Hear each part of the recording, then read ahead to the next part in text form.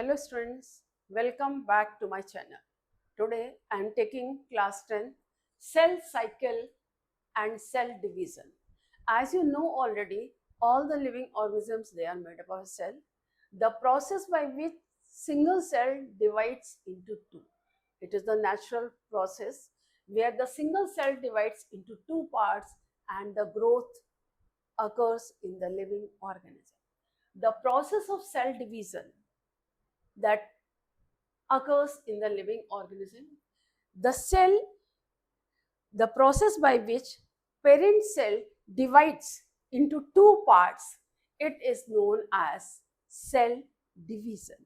The process of cell division of the nucleus. During the cell division, the division of the nucleus is known as karyokinesis. The division of the nucleus inside the cell, it is called karyokinesis, and further it is followed by cytokinesis, that is the division of cytoplasm, and other cell organelles also divides equally in the daughter cell, right?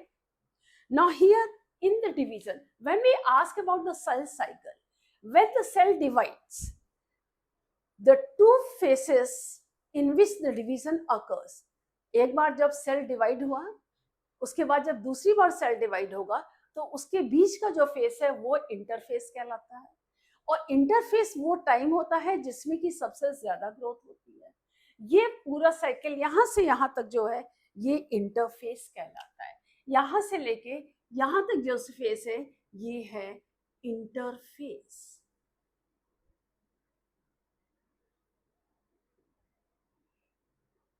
I've written strictly here. During interphase, the growth of the cell occurs. During interphase, growth of the cell occurs, and during the first stage of the growth, what happens?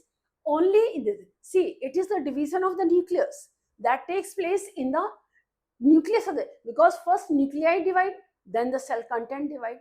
So during karyokinesis, the first, during the growth stage over there, what happens? Active protein synthesis occur. Protein and RNA, they are synthesized during this growth, and that is 30 to 40% of time is taken by only the growth of RNA protein. That is done for the process of the division. After G1, this is called the G1 phase. After G1 phase, the next phase comes the S phase, that is the somatic growth. During this, the growth of protein and RNA stops, and here the growth of DNA replication start. जैसा कि DNA replication structure मैं already आपको video पे थे, DNA में क्या होता है? एडेनिन, ग्वानिन, ये जो मॉलिक्यूल्स आपस में adenine with the thymine and cytosine with triple bond with the guanine, and they are joined with the sugar molecules, and they were joined with the phosphate molecules. तो ये bonds टूटते हैं। जब ये दोनों बॉन्ड्स टूटेंगे और उसके बाद ये अपना पेयर दोबारा बना लेते हैं, तो ये जो फॉर्मेशन होता है दोबारा डीएनए रिप्लिकेशन, वो इस स्टेज में जो 50% टाइम डीएनए रिप्लिकेशन में ही लगता है।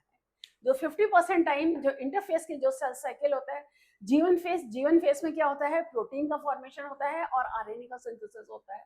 जब ये होता है, फिर उसके बाद यहाँ पर डीएनए का रिप्लिकेशन स्टार्ट होता है, जो कि 30 to 50% टाइम जो है इसके बीच में लगता है। लेकिन जब डीएनए रिप्लिकेट, तो इसमें क्या होता है? जो एडेनिन ग्वानिन, ये एडेनिन, थायमिन, साइटोसिन, ग्वानिन, इनके बॉन्ड्स टूटते हैं, ये हाफ अलग अलग होते हैं, और हाफ के बाद फिर इनके पेयर्स अपने आप ग्रो करते हैं। As you said, growth is the natural process in case of the living organism. When the growth occurs naturally, then they start replication, the DNA का replication. Replication मतलब बाइफरकेट, ये बॉन्ड्स टूटते हैं और उसके बाद ये दोनों अपना पेयर फिर बना लेते हैं, तभी तो आगे जाके ये फिर स्प्लिट होंगे, तभी तो ग्रोथ होगी।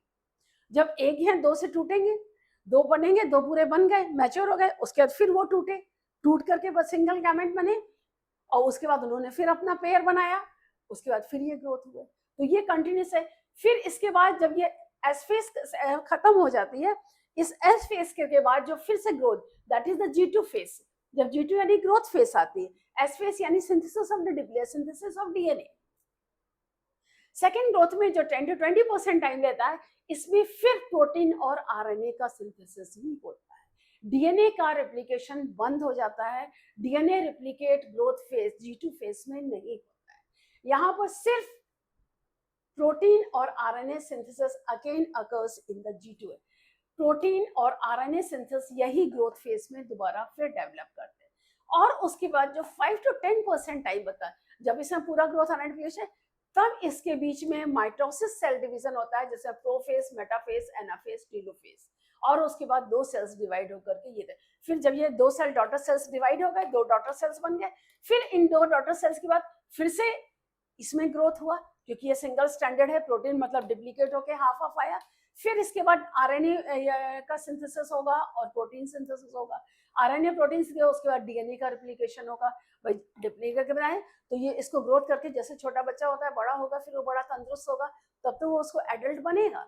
तो इसीलिए जो फिर से डीएनए रेप्लिकेशन होगा, फिर यहाँ पर आरएनए प्रोटीन होगा, और फिर उसके बाद फिर सेल डिवीजन। तो ये जो सबसे ज्यादा बड़ी फेज होती है वो इंटर, यानी कि दो सेल डिवीजन के बीच की फेज जो होती है उसको हम इंटरफेज कहते हैं, right? That is what called the interphase, that is stages in the, I hope stages of the cell cycle is clear to you. G1 phase, S phase, G2 phase and M. M means mitosis, division of the nuclei occurs over here. ये सिर्फ 5 से 10%, इसमें सिर्फ क्या होता है, जो centromere chromatid होते हैं वो डिवाइड होकर के स्प्लिट होते हैं, right? So that is what about that. अब हम इस पर आते हैं कि ये prophase, metaphase, anaphase, telophase. Prophase, prophase में क्या होता है, सबसे पहले जो होते हैं, जो क्रोमोसोम्स थ्रेड लाइक स्ट्रक्चर होता है, ये थ्रेड लाइक स्ट्रक्चर कंडेंस्ड होते हैं, मतलब ग्रोथ होते हैं, मोटा होते हैं, वाटर का रीअब्जॉर्प्शन होता है, जिससे कि thickening, shortening and thickening of the chromosomes occur, जिससे ये मोटे, शॉर्टनिंग और थिकनिंग होती है। और क्रोमोटिड्स साफ अलग समझ है, जो क्लस्टर लाइक स्ट्रक्चर होते हैं वो स्ट्रेटन हो जाते हैं, और क्रोमोटिड जो ये डबल ये होते हैं, ये सिंगल ग्रोथ में ये डबल क्रोमेटेड डीएनए रेप्लिकेट है, तो ये होते हैं, जो सिंगल स्ट्रैंड है उसको हम क्रोमेटिड्स कहते हैं, और ये क्रोमेटिड्स सेंटर में सेंट्रोमियर के द्वारा जुड़े होते हैं। तो प्रोफेज में क्या होता है, न्यूक्लियर मेम्ब्रेन डिसअपीयर हो जाती है, न्यूक्लियोलस डिसअपीयर हो जाता है, and the chromosomes become thickened and shorted, वो मोटे होते हैं और छोटे होते हैं, छोटे बन जाते हैं। छोटे बनने के बाद ये तो प्रोफेज में हो गया, फिर उसके बाद नेक्स्ट स्टेज आती है मेटाफेज स्टेज। मेटाफेज में इसमें और शॉर्ट होते हैं और थिकेंड होते हैं, छोटे होंगे और मोटे होंगे और क्रोमोसोम स्प्लिट होंगे। उसके साथ साथ इसमें स्पिंडल फॉर्मेशन, जो स्पिंडल एस्ट्रोरेज होती है उसमें स्पिंडल फॉर्मेशन स्टार्ट होता है। उस स्पिंडल फॉर्मेशन से एक एक स्पिंडल से सेंट्रोमियर क्रोमोसोम्स अटैच्ड होते हैं, और इसमें स्पिंडल फॉर्मेशन के साथ मेटाफेज स्टेज में सेंट्रोमियर इक्वेटोरियल प्लेट, यानी कि सेल के सेंटर में आकर के ये जमा हो जाते हैं। यहाँ मैंने सिर्फ दो लिए हैं, कई क्रोमोसोम्स होते हैं, for your understanding of the class I made considered only 2 chromosome, I have drawn it here. तो ये दोनों के जो सेंट्रोमियर हैं वो सेंट्रल प्लेट पर इकट्ठे, formation of centromere, nuclear membrane पूरा डिसअपीयर है, न्यूक्लियोलस भी टोटल डिसअपीयर हो गया है, और फॉर्मेशन ऑफ स्पिंडल फाइबर है, और इस स्पिंडल फाइबर में सेंट्रोमियर सेंटर पर सारे आ जाते हैं। All they are accumulated in the central plate, equatorial region, जैसे वो अर्थ का इक्वेटर है, सेंटर में इक्वेटोरियल रीजन पे ये क्रोमोसोम्स आकर के अरेंज्ड हो जाते हैं, they are arranged at the equatorial plate. अब मेटाफेज के पास एनाफेज, एनाफेज में क्या होता है, ये सेंट्रोमियर डिवाइड होता है, मेटाफेज की लास्ट स्टेज में ही इसका डिवीजन स्टार्ट हो जाता है, और एनाफेज स्टेज आते आते वो क्लियर हो जाते हैं, और ये क्रोमेटिड्स सेपरेट हो जाते हैं, and they start moving towards the opposite pole. जो सेंटर में होता है इक्वेटोरियल प्लेट रीजन छोड़ करके, ये स्पिंडल फाइबर से क्रोमोमियर डिवाइड हुआ, जो सेंट्रोमियर है, ये क्रोमेटिड्स जो सेंट्रोमियर है, सेंट्रोमियर डिवाइड हो गया। जब सेंट्रोमियर डिवाइड हुआ तो क्रोमेटिड्स अलग अलग हो गए, यहाँ देखिए डबल स्टैंडर्ड है, ये दो है, अब ये दो सेपरेट हो गए क्रोमियर, तो दोनों हाफ हाफ हुआ, तो ये होगा, यही तो डिवाइड हुए हैं, तो अब इसको हाफ हाफ करके ये दोनों कहाँ जाएंगे, अपने पोलर रीजन में एक्यूमुलेट होंगे, ये पोलर रीजन की तरफ बढ़ना शुरू हो जाते हैं। ड्यूरिंग एनाफेज स्पिंडल फाइबर्स ये भी कॉन्स्ट्रिक्ट होती है, और स्प्रिंग फाइबर से कॉन्ट्रैक्शन होने से ये जो है पोलर रीजन में एक्यूमुलेट होते हैं. They start arranging themselves in the polar region. अब एनाफेज टीलोफेज. टीलोफेज में क्या होता है, अगर प्लांट सेल है तो सेल प्लेट फॉर्मेशन स्टार्ट हो जाती है, और अगर एनिमल सेल है तो सेल प्लेट फॉर्मेशन नहीं हो गए, ग्रूव्स या फरोज, इस तरह से फरो बननी शुरू हो जाएगी. न्यूक्लियाई इज डिवाइडेड ना, here nucleus is divided into 2 part. तो सेल प्लेट, तो ये जो अलग फॉर्मेशन होंगे, और इसमें nucleus starts appearing, nuclear membrane का फॉर्मेशन स्टार्ट हो जाएगा, और इंटरफेस में आते आते ये दोनों दो daughter cells, these two cells they are daughter sales.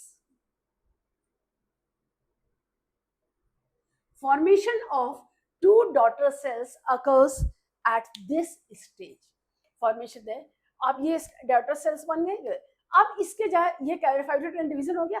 अब डिवीजन के बाद फिर ये आपके सिंथेसिस इंटरफेस स्टार्ट हो गया. इंटरफेस स्टार्ट हो गया, फिर यहाँ पर ये इनका जो है एक्टिव प्रोटीन और आरएनए, चूंकि ये डुप्लीकेट हो गए, उसी से तो ग्रोथ होगी. ग्रोथ हुआ, रिपेयरिंग ऑफ द बॉडी हुआ है. जेनेटिक सेल यानी कि reproductive part of the body को छोड़ के इसके अलावा बॉडी में किसी भी पार्ट में बॉडी में जो डिवीजन होता है वो माइटोसिस ही होता है. माइटोसिस से ही ग्रोथ होती है. इवन हैप्लॉइड सेल्फ मियोसिस जो होता है उसको हम रिडक्शन डिवीजन कहते हैं. रिडक्शन जो number of chromosomes half of the parents है and they can not survive, तो ओनली फॉर्मेशन ऑफ क्रोमोसोम और हैप्लॉइड सेल्स हुए, गैमेट्स बने, जैसे मैन में स्पर्म एंड द ओवम. तो स्पर्म एवा ये फर्टिलाइज हो गए, फर्टिलाइज होकर के फिर ये डिप्लॉयड जाइगोट बना, दे फर्टिलाइज, जाइगोट इज फॉर्म. अब जाइगोट जब फुली चाइल्ड में जो डेवलप होगा उसमें सारे माइटोटिक डिवीजन होंगे, मियोसिस नहीं होंगे. एक सेल, एक से दो, दो से चार, चार से आठ, आठ से 16, 16 से 32, 64. उससे बाद क्या होता है, ग्रुप ऑफ सेल्स बन गया. ग्रुप ऑफ सेल्स जो मेगामियर्स बड़े साइज के, माइक्रो एंड मेगामियर्स, माइक्रो छोटे होते हैं, मेगा बड़े साइज के होते हैं, उसके अरेंज होते हैं. 3 सेल्ड एम्ब्रियो बनता है, blastula stage, gastrula stage, and later the formation of the child. Different layers, they are responsible for the different parts, organs. मतलब एक ही सेल, आप सोचिए एक ही सेल से पूरी बॉडी का फॉर्मेशन हो जाता है, और हर बॉडी के सेल्स अलग होते हैं. तो ये जो अलग अलग सेल्स के फॉर्मेशन होते हैं, ये सारे क्रोमोसोम्स के पॉइंट, कब किसको एक्ट करना है, कब किसका स्पॉट करना है, वो स्टडी खैर लेटर है, वो हम लोग बाद में पढ़ेंगे. तो यहाँ हमने पढ़ा सिंपल सेल साइकिल. मतलब सेल साइकिल में आपके सिलेबस में क्लास 10th में सिर्फ इतना ही है कि सेल साइकिल क्या है, ये आपको पता है.